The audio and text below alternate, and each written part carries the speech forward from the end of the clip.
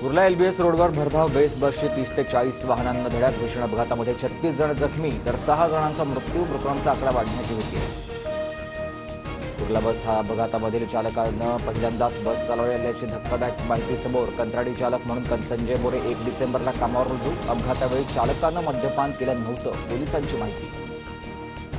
भीषण अपघातानंतर बस चालकाविरोधात स्थानिक नागरिकांचा रोष. चालक संजय मोरेला अटक. सदोष मनुष्यवधाचा गुन्हा दाखल.